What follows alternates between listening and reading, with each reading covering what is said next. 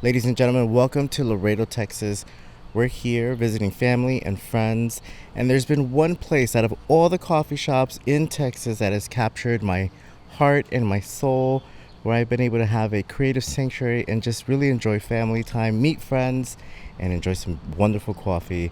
Ladies and gentlemen, we're here at Cafe Radical. We're going to sit down with the owners, Rochelle and Billy, and get their origin story on how they launched not only one, but two coffee shops here in Laredo and how they're holding it down here in downtown Laredo with Cafe Radical. Ladies and gentlemen, this is your captain speaking. Prepare for takeoff. You're now listening to Stepner Show.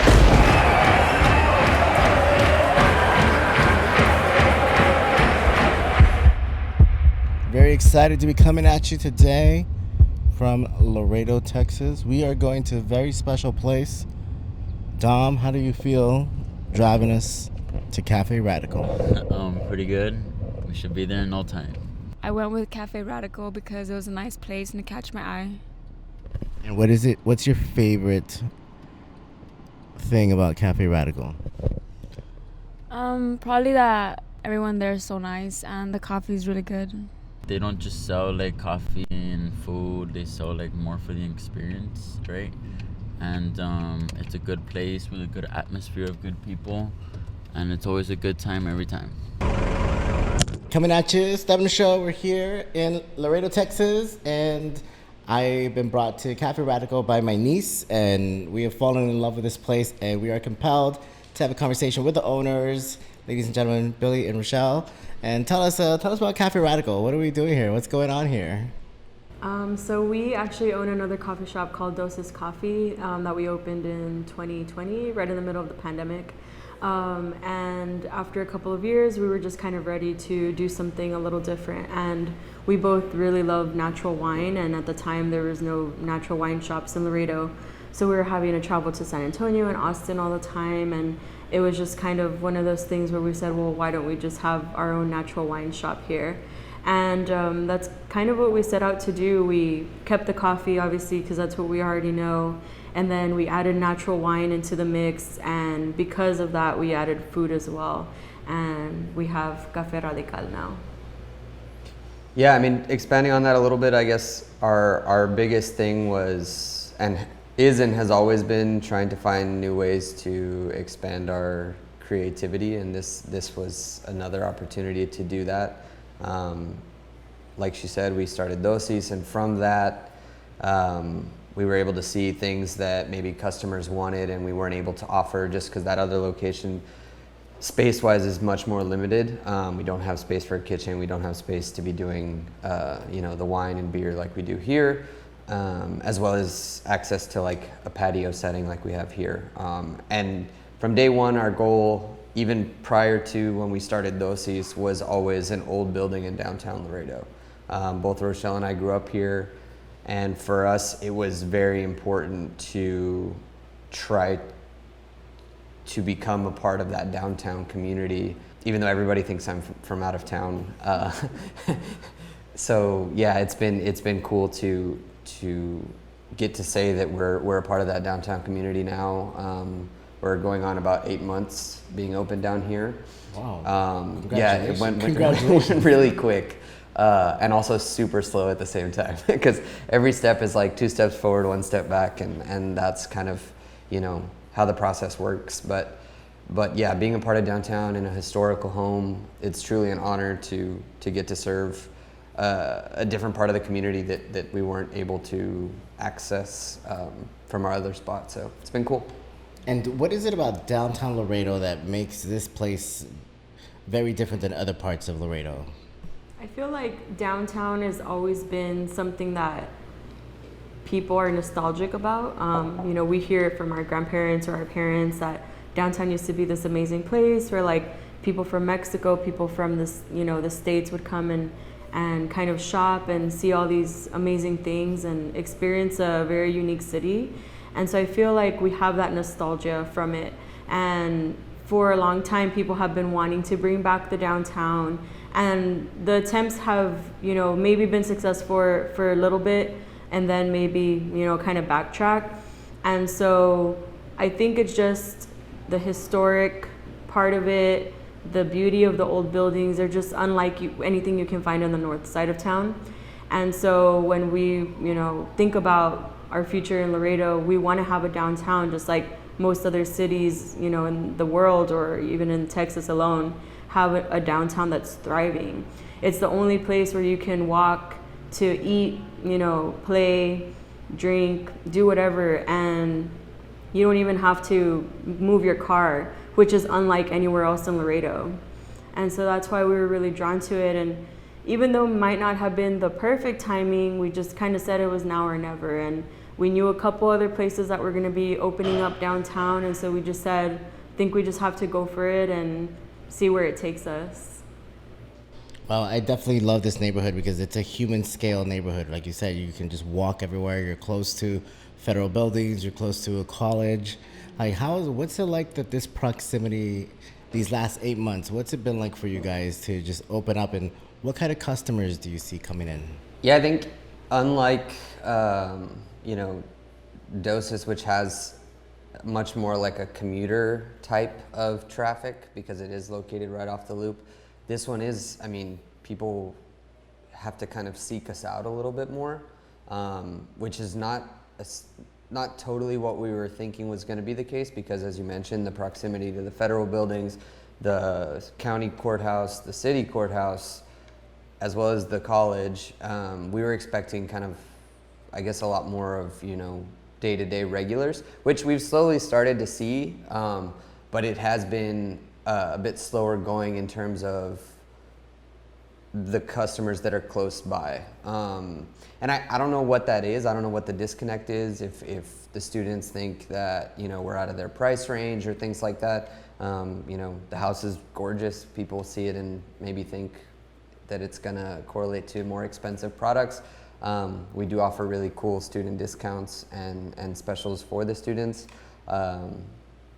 Shameless plug, but it's been this thing where, I know I said we didn't get a lot of local, close customer base, but we did get some, and we got enough to say we're doing something right. We had people from the old folks home a couple blocks away.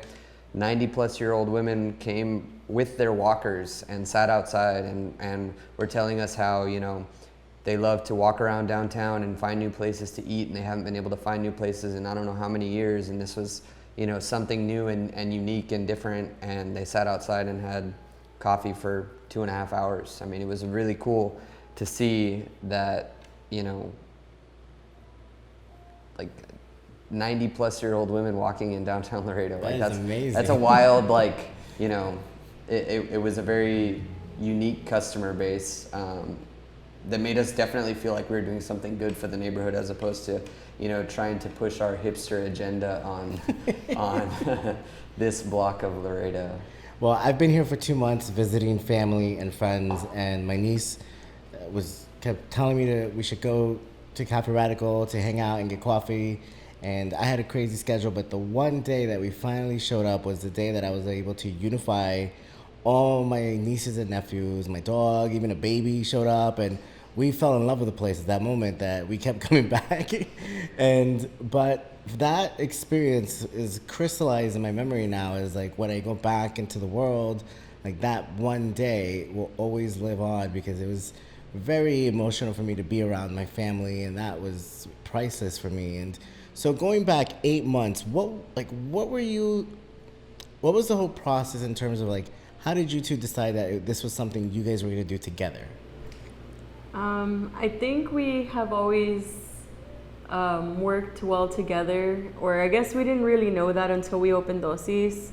And I think he might have been a little afraid in the beginning, because I can be a little demanding and I can be a little straightforward with things that I want.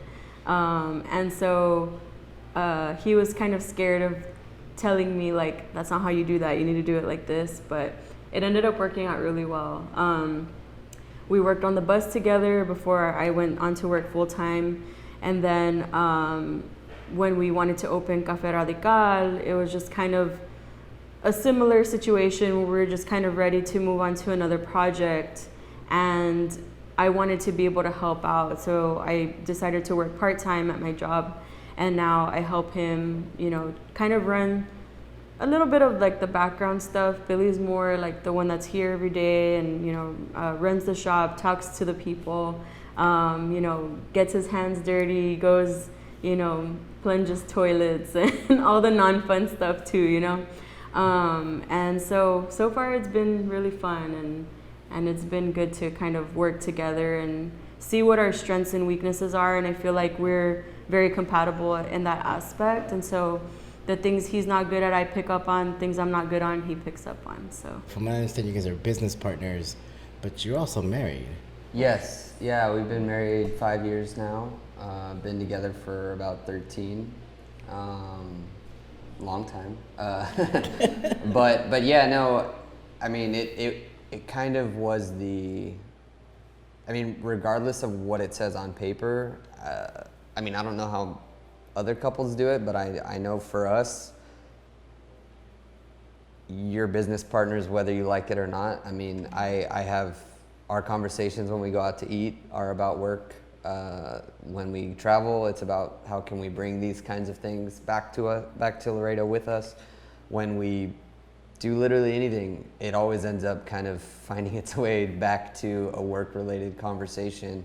So it just kind of made sense to do it within our family and keep it, you know, her and I making the majority of the decisions. Obviously, we have a really talented team, both at Dosis and Rad, that back us up and are able to kind of do a lot of the day-to-day stuff on their own. And that's allowed us to continue to push the envelope creatively and continue to do new things because they're able to handle, you know, the typical traffic and customers that we get, and they're a large chunk of the reason why we get repeat customers, because they remember people's names and they remember orders and they remember what people's kids liked or didn't like, and for us, the core of everything that we have done and hope to do is grounded completely in customer service. I mean, yes, we sell coffee, yes, we make sandwiches, yes, we have wine, but what we're selling more than anything is an experience, and ideally a good one, you know. And part of that, all of that, is due to the team that we have that is able to, you know, show up and love what they do and love serving the community, and that's been a huge change, I think, in what Laredo is typically used to. Laredo in general has like a history of most of your service industry is much more like, you know, blow and go, super fast, not a ton of over the top salesmanship. I guess more like the old school mentality of, you know, yeah, we have a restaurant, we serve food, we're good at it, and you're gonna keep coming back. Oh, I love it. I love it because I agree. It's the experience that like grabbed us and kept us coming back. And I was traveling over this last week, and I called my niece. I was like, what are you guys doing? She's like, we're at Cafe Radical. I was like, oh my God, that's amazing. And just to like touch upon like being married, a lot of people that I know that are married go off and do their own work, and they come back and they exchange the testimonies of their day, but you guys are living the days together, which I think is beautiful, to be able to be partnered up with your spouse and create a community. Like, you guys are people of the community, and from entrepreneur to entrepreneurs, I see you guys are plugged into the community and you're representing, and you're also helping other businesses while you're here. Like, some of the stuff that I've seen has been incredible. You're plugged in with like different vendors and experiences. Like, what does that mean for y'all? We were exposed to a lot of this when we were living in Puerto Rico. There's a huge push of just support local, and, you know, someone's cousin or friend or whatever probably sells what your business needs, and it's just going that extra mile and trying to seek out, you know, getting as much locally, or not necessarily locally, but through word of mouth as you can, as opposed to just, oh, let's get everything on Amazon. I mean, at the end of the day, we're not going to say that we don't get some stuff on Amazon, because everybody does. But yeah, I mean, we put the effort into trying to, you know, make those connections and give people opportunities, because we were given a lot of opportunities because of who we knew, or who you know, like our parents knew, or, you know, in her case, her grandparents have a lot of connections in the, you know, service industry world, and it opened a lot of doors for us. And we were very, very lucky to have had sort of that entry point. So for us now, being in this position that we do have one business that's about to celebrate 3 years being open, and this one that's about to get to about a year being open, it's given us, you know, a bit of a platform to be able to offer other people that want to sell things or do things, or even just to put up a flyer. I mean, things as simple as that, you know, we try our best to, you know, help out where we can. And why coffee? Like, Laredo is filled with other businesses that are very like traditional. And where at what point did you decide it was going to be coffee? I think somewhere deep down, I always wanted a coffee shop because I always liked coffee, and specifically, I wanted a coffee shop that sold records because I really like punk music, and there was no punk music at the time when I was growing up. And so that was kind of like my dream. And then, you know, I'm actually an eye doctor, so nothing to do with that. But I went to work in San Antonio, and I actually worked next to a coffee shop. So I started getting really interested in how the coffee's made. And then Billy also loves coffee, so every time we would travel, it was like, let's go to these coffee shops, learn more. And then that went even further when we moved to Puerto Rico, because it's really big on coffee there, coffee growing, roasting, and, you know, having coffee shops was really big there. And we met a lot of friends in the industry. And when we were deciding where to move back to, we just kind of thought, well, why don't we open a coffee shop? Laredo at that point only had one coffee shop, 2 coffee shops, and so we were like, yeah, let's do it. I mean, it was something a little different. The way we approach coffee is kind of also something we learned in Puerto Rico, but also just, you know, from Mexican traditions as well, and even European traditions, is like slowing down your day to enjoy your cup of coffee. It's not just like on the go, because that's very like what Starbucks does. It's like, oh, just take it to go, get the biggest size you can get. And we really liked, okay, let's drink a 6-ounce oat latte before work, and then you come back at lunch and you have another latte, and maybe your friends meet you for lunch and coffee. And it's just like a very slowed down way of living that we really learned to love, and we just wanted to bring that back to this community, because at the end of the day, we come from that culture, the Mexican culture of, you know, slow living. But because we're in the States, we kind of are at that, you know, borderline of like, you know, fast-paced American lifestyle and like slow-paced Mexican lifestyle. So it's just kind of finding that balance. And that's a beautiful way to put it, because for us, drinking coffee is a ritual, because it's like, it's about the coffee, but the people that you're with. Exactly. Right? And Cafe Radical, where'd you, like, what was that name that you decided? Well, how did you decide on the name Cafe Radical? So Billy loves to say that's rad, like that's rad all the time. And so when we were trying to think of names, it kind of started with that. We were gonna call it Rad Coffee and Wine. But at the end of the day, we found out somebody in California had the name Rad Coffee. And so because of trademarks, we weren't able to use that name. And we had just gone to Mexico City, and there was like a wine that we really liked that was called Radical. And I was like, well, why don't we just call it Radical then? So it became Café Radical from there. It gives it a little bit more of like a punk rock edge too, which is funny because you get some people in there and, or like in here, especially like a little bit of like an older crowd, and they often like to ask like, oh, is this like a radical movement type of place? Like, do we have political protests here? Do we like, are we the, you know, ground zero for like, you know, the next march or something? And it's like, you know, it's whatever you want it to be. We try very hard to stay neutral in all things, because at the end of the day, just like when coffee first started, it was basically the initial coffee houses were these spaces where ideas were shared.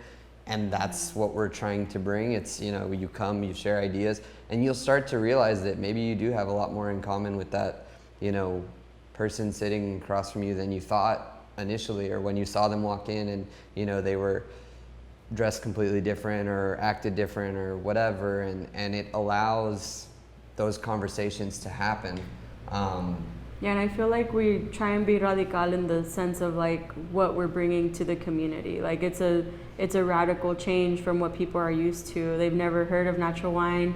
And They're hot like, dogs. why are you in downtown? That's a terrible idea. You should never open a business down there. And so I feel like we're radical in our creativity sometimes. Well, I love that. I love what it stands for. I love the reasoning behind it. I love that you can say it in English and Spanish. And tell me a little bit about the wine experience here. I mean, you mentioned that there's wines that you couldn't get, so that's why you brought them here. And how does that experience differ between wine and coffee here at Cafe Radical? So I think the initial, just to kind of set the foundation, is that we offer exclusively natural wines. Why we chose to do that, the world of wine, much like coffee or beer or even food, it's as deep as you want it to get. So when you start looking into wine and what it is, I mean, the spectrum of what's available in the world is so vast, you'll get lost instantly. And I was never exposed to that. My idea of wine was all red wine is dry and boring and all white wine is sweet and boring, and I don't like any of it. So I was a beer guy and a coffee guy, and that's what I had. And little by little, we started getting exposed to natural wines through either friends, or she wanted to taste something, or basically, you know, we ended up down this path of natural wine. And natural wine is natural because it's low intervention, little to no intervention, if you will. So they don't add any sugars, they don't add preservatives, they don't add any sulfites. Basically what is there is as close as you can get to the fruit by itself. And which is why you get some sediment, which is why you get funky flavors. It opens up the possibilities flavor-wise in a way that more traditional wine often can't do, because they strive for consistency, whereas natural wine is like, we're here to party and this is what the fruit wants us to have, so that's what we're gonna have. Yeah, and at the end of the day, I feel like with coffee and wine, people forget it is a plant. So you'll never taste that cup of coffee in your life again, because that's one bean from one plant from that season. And so you can't replicate that exact same bean over and over every year. And I think people forget about that. And I think which the is fun. reason people may hear what she just said and say, well, that's not true. I go to Starbucks and it tastes exactly the same all the time. Or, oh, that's not true. I have coffee at my house and it tastes the same every morning. And typically the way that's achieved has more to do with the roasting than the plant itself. So you're roasting darker in order to maintain that certain flavor of that tobacco-y, dark, rich char. Those tasting notes are easier to replicate based on how you roast versus, okay, let's roast medium to light and see what the coffee wants to tell us. And when you do that, you can have 2 bags of coffee, sit them right next to each other, and they're gonna taste completely different. And it has much more to do with the roasting process than the actual plant itself. So Starbucks is the behemoth giant that it is because they're insanely consistent, and they achieve that by roasting very specifically throughout. And so their coffee doesn't necessarily taste any different, even though the coffee is changing because, again, it's a plant. Whereas ours, we can get from the same farm, the same bag even. We take it a certain roast level one month, we take it a different roast level another month, and it's gonna taste vastly different. And that's what keeps it more interesting. And because we do everything so small batch, it is a more exciting experience. And you may not know what you're gonna get one day to the next, which is a lot more noticeable for people who enjoy coffee black versus your lattes and things like that, because obviously the more things you add to the coffee, it starts to decrease the amount of how much you're perceiving in terms of the actual coffee flavor. Not to say that you won't taste it, but it definitely mellows it out. And that goes back to what you were saying earlier as to why you should take your time to enjoy the drink, because if you rush right through it, you won't really savor. For sure. Because like what you have today might taste different next week, and so on. I was snooping on your social media for Cafe Radical, and I found it so amazing that you guys were painting the things, painting the walls. You guys were building it from the ground up.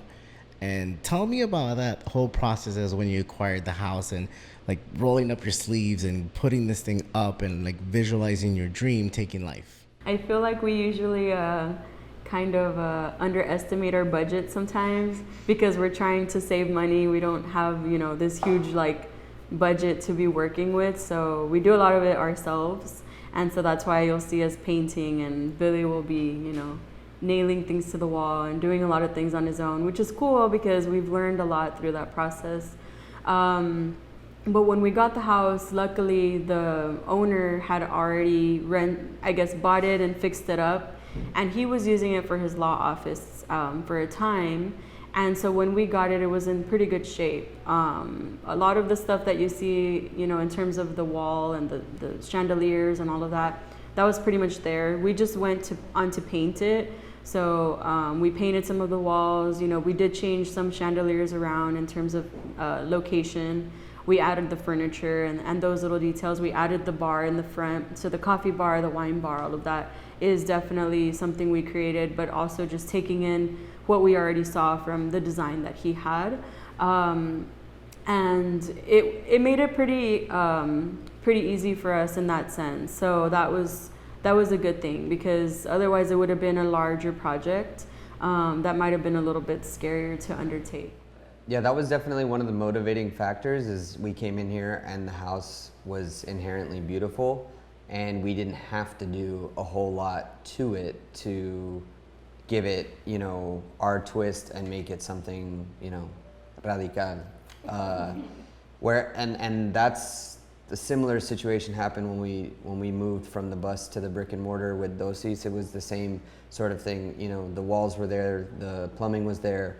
A lot of the things we sort of, it's both helpful financially, but it's an added challenge when you come into a place to create your own concept that has restrictions already. There's walls, the bathrooms aren't moving, the certain plumbing's not moving. So basically you get to put the coffee machine here, or you get to put it here because the plumbing's already there. And if you're doing it on, low budget, like Rochelle and I have done with all of our projects so far, you have to take all that into consideration and make sacrifices and say, we can't offer that because we don't have storage for it, or we don't have this, or we don't have that, because we didn't build the house. We also didn't buy the house. We're renting it. So, we were limited in terms of what we can change, do, add, swap, but it's kind of like a blessing and curse kind of situation, because it is cheaper, but it challenges you to get creative with the space that already exists. Well, the space is beautiful and the experience is amazing. I mean, can we just jump into the food for a second? 'Cause, like, the coffee's amazing. I have to take a sip of the wine. I even tried some of the beer from a local brewery company, so that's been an amazing experience. Yeah. But every time I snack on something new, it's just like, oh my goodness, like, tell me about the food and like, what do you guys like? What's the not that you have to reveal trade secrets, but like, what's your approach with the food? So we're foodies for sure.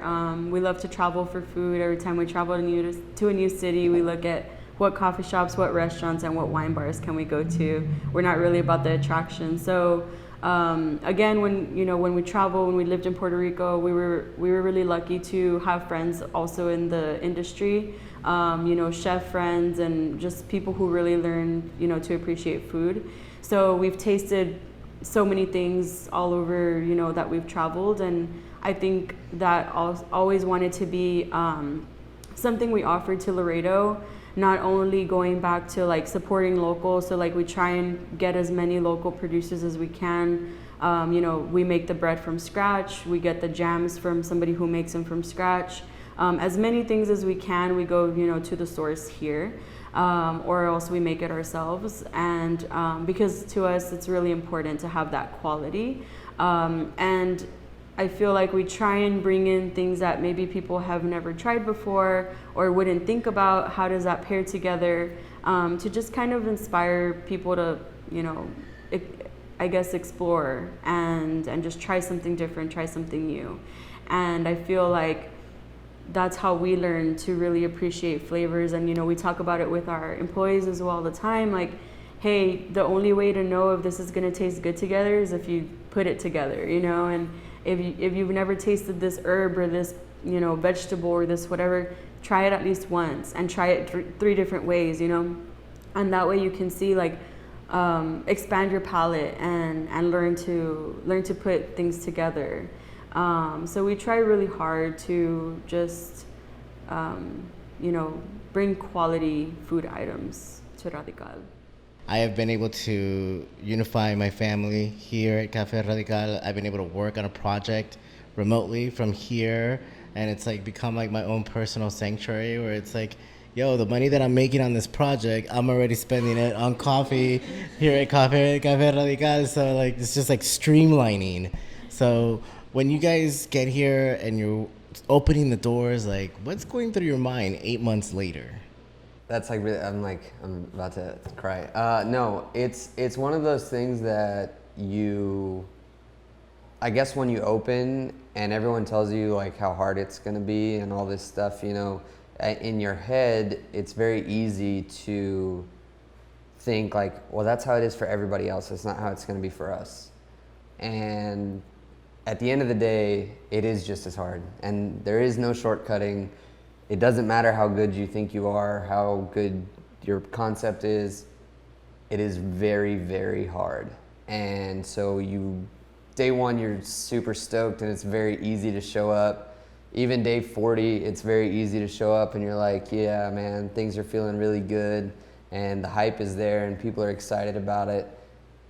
It's, 3 months in, 4 months in, when you start to see like, hey, if we don't start to really make some money here, this is not gonna work. And it's not even in like a greedy sense of we're trying to make all this money. It's just like, this is an expensive concept. Just mathematically. Exactly, and you have to be bringing in numbers because unlike our other shop, you can't run this place with one person. At a bare minimum, you need 2. On a good day, you need 3. On a busy day, you need 4. So staff alone is 4 times what we have at the other shop. So that cost went up. The costs are crazy high to provide the services that we provide. And so it's counterbalancing that and learning, how to navigate that whole system while we're just learning how to be business owners in general still, We went through a really unique phase with Dosis and how it grew through the pandemic and everything. This is completely different. We opened that one and we assumed, we're gonna come in here and just open another coffee shop. We know how to do that. And we're gonna add alcohol, which makes money, and it's gonna be this thing, and it's what we're making there plus alcohol. And it was like, okay, that's not at all what happened. We also opened in like the dead of summer, which in downtown Laredo, since it's a lot of, the school, government offices, city offices, people take their vacations in the summer because that's when their kids are normally out for school. So like downtown is a ghost town in July, which is when we opened. And I mean, at that time too, we were so limited on staff and resources that we kind of had shorter hours, and little by little we started adding, okay, let's add Saturdays, let's add longer hours, let's add all these things. And even our beer and wine that we thought, okay, it's gonna take 2 months to, get our license. It took us 6 or 7 months to get that license. So a lot of the things that we thought were gonna happen in the beginning didn't end up happening. So that really kind of just skewed the whole concept or timeline of, what we thought was going to happen. And so I think, you just have to be prepared for anything because like he mentioned with Dosis, maybe because we opened in the pandemic and we were in a bus, everything was to go at that time. So for us, it worked out really well. And so, we went from 2 totally different models and 2 totally different locations in the same town can just change something drastically. Oh my goodness, that is an incredible point of view because, like, as an entrepreneur myself, like, no one really hears about the behind the scenes or the lows or or the ebbs, right? Everyone always hears about the flows and When social media does a really, really good job of making people believe things that are very untrue. I mean, even my own sister was assuming that Rochelle and I were doing incredibly well once this location opened. And, she was like, you guys are having all these events and you're making, all this progress. And I sat down with her and I was like, this is what it really looks like. These are the numbers. This is, we're losing a ton of money every month when we first opened, and not a ton of money that her and I have. It's not like we came in with, $1 million investment or even a $200,000 investment. This was we do as much as we can because that's what our budget says we can do, and you look at social media and it's every day is a great day at Cafe Radical, and that's not to say that it's not. We do enjoy what we're doing, and we're moving forward and progress is here, and we can tell we're making a difference and an impact in the community, and that has come back to help us. Every time we go out of our way to thank the community and thank people for continuing to support us and show up, it doubles down and we get more people. And so it's not to say that we regret doing any of what we did. It's just, hey, social media is social media, and that's one thing that I think a lot of people who try to open businesses, they don't understand. I mean, even us, we're like everybody else. We scroll, we look, and we're always thinking like, oh, well, she's like, why don't I learn to sew? I want to make clothes. And I'm like, oh, I want to learn carpentry and do this and do that, because everything looks so easy on social media. You're like, oh, just buy a saw and now I can make tables. I'm like, that's not how that works. But they make it seem attainable because it's right there, and you're watching some average Joe create these beautiful things, and you're like, oh, why can't I do that?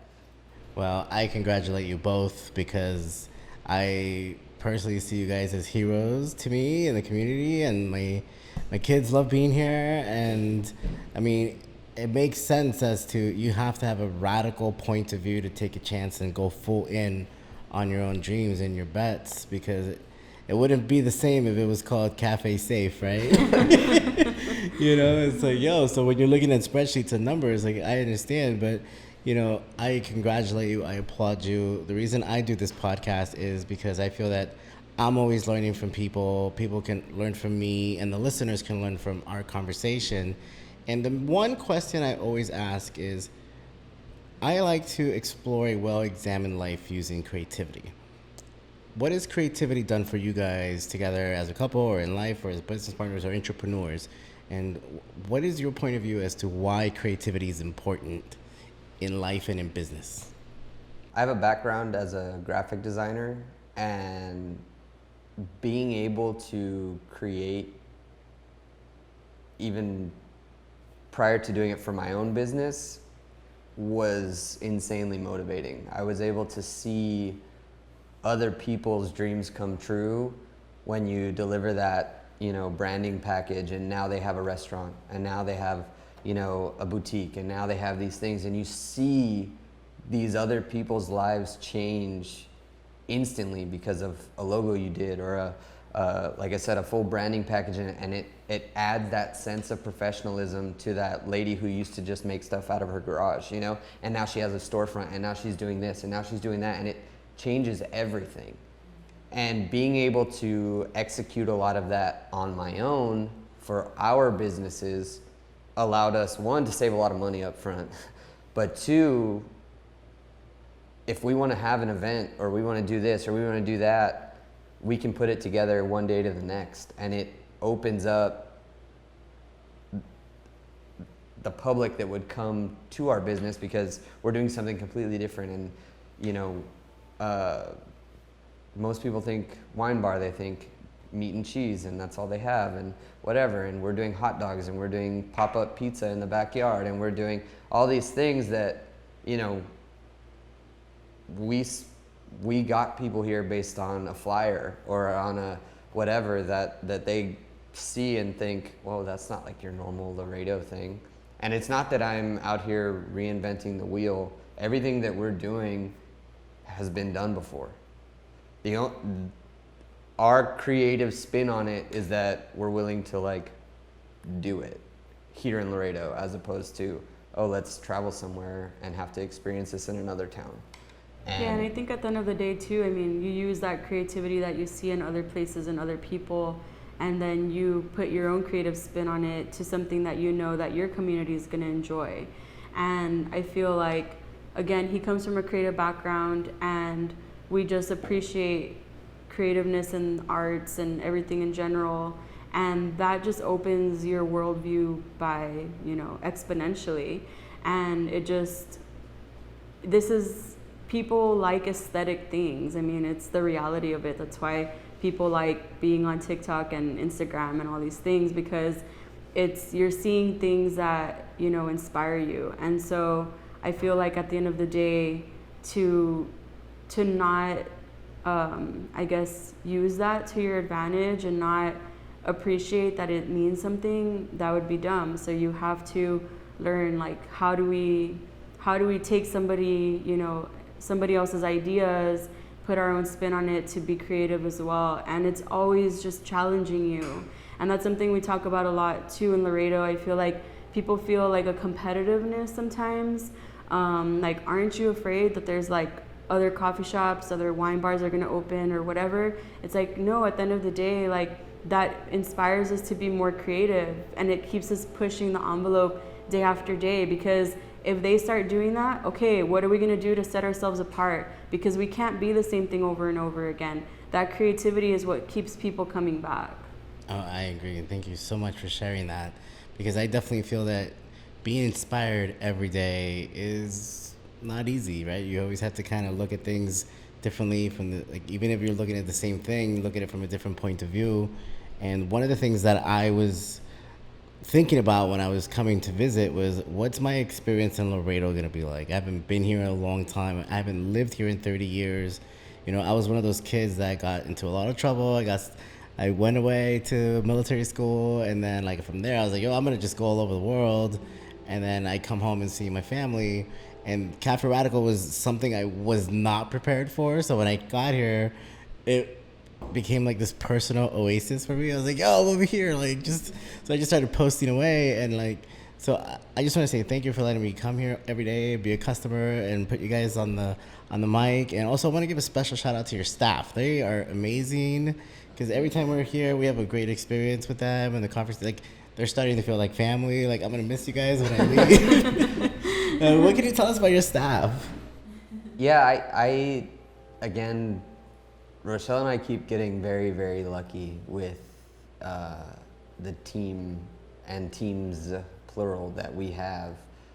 It's people that want to be here and they enjoy being here. We don't have to give them a pep talk every day and re-explain to them why we do it. And they bring us ideas. They tell us how to treat certain customers. They show all that initiative on their own, and that's what sets us apart. I mean, we get asked all the time, because the big thing during the pandemic was like, there's not enough people that want to work, and there's no staff, and there's no this.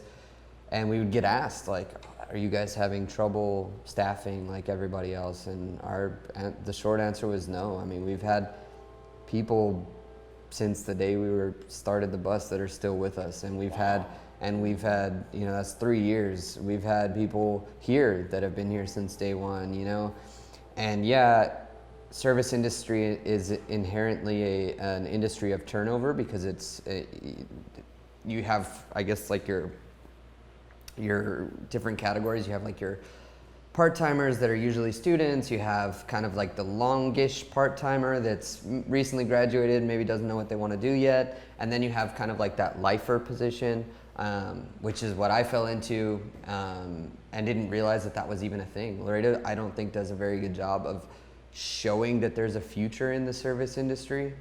And I think we're trying really hard to break that mold.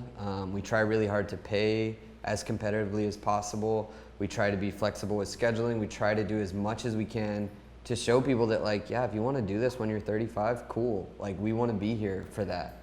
We want to be doing this when we're 35, you know, like, and it's not this thing of, okay, let's go find whatever 16-year-old we can and pay them, you know, $3 an hour plus tips and hope that they stick around for a summer. No, our idea is, you know, if you want to stay with us and grow with us as we continue to grow, then great.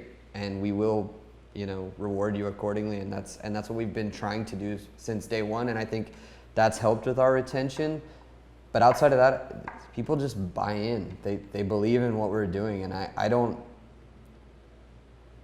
would be, you know, remiss to say that I don't know why that is, because we try really hard to make it something that people want to buy into. But at the end of the day, I mean, we're not doing anything that's all that hard to do. You know, we try our best to treat our staff with as much respect as they deserve, and you know, from that, I think it's kind of been reciprocated and has helped us keep the team as strong as we have, and again, they just have a good time, I think. And for me, growing up, I saw a lot of chain restaurants, a lot of places like that when I was growing up here. So for you guys to be doing an entrepreneurial endeavor and staying consistent and keeping it here in Laredo, like what direction do you guys want to go for, like, the next 8 months, next 5 years? That, you know, what's the future of your guys' like business endeavors or creativity, or, you know, what do you see on the horizon for you guys?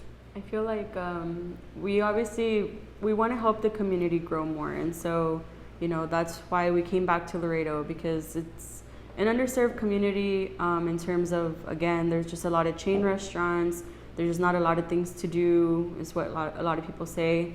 And so we just always wanted to bring new ideas here, and I feel like that's ever evolving with us as well.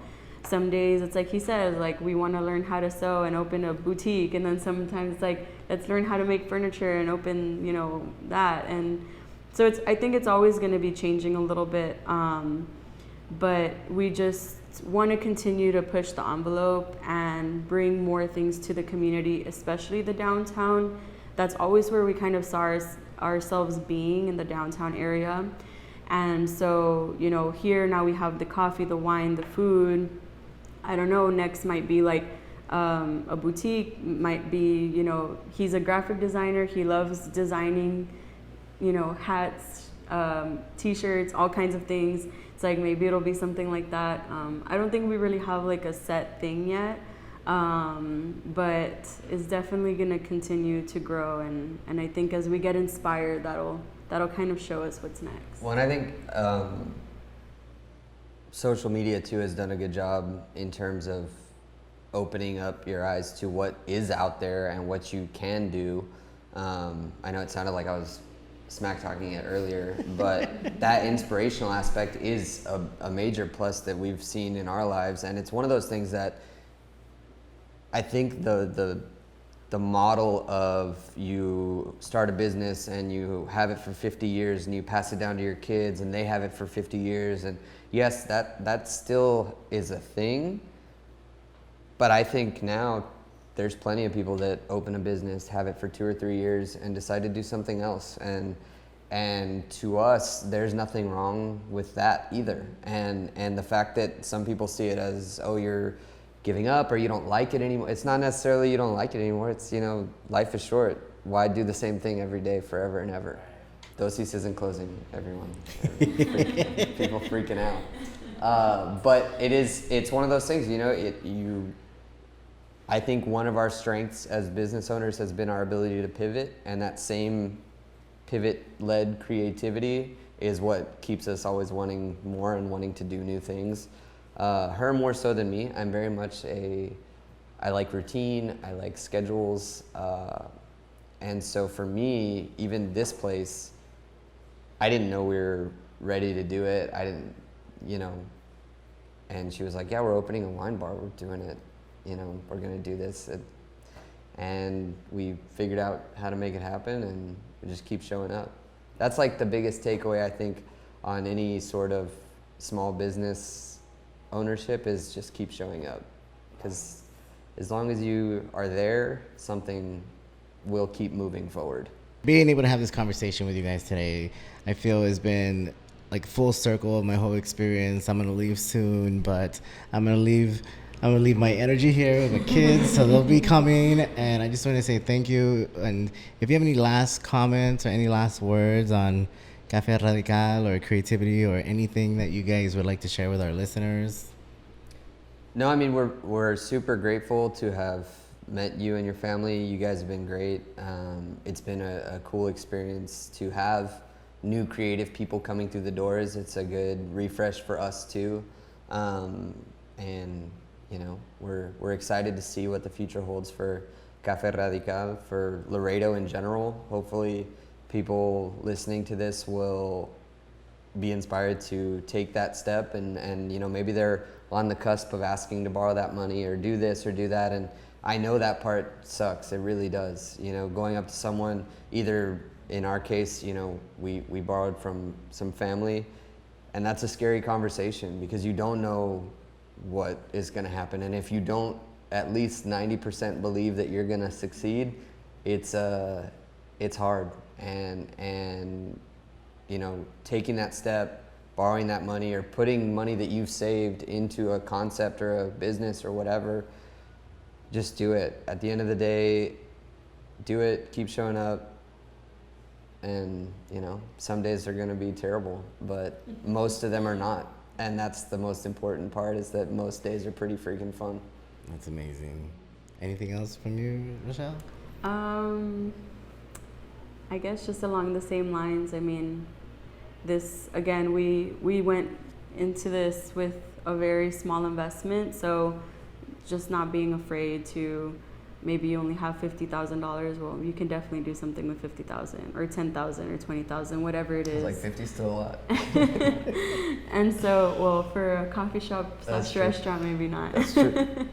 But yeah, just for people to not be afraid. And I feel like that's something, I'm a really big risk taker, and I feel like I'm a very positive person. So to me, it's really easy. And maybe it's not as easy for some people, but at the end of the day, I mean, companies go bankrupt all the time and they survive. So, you know. Yeah.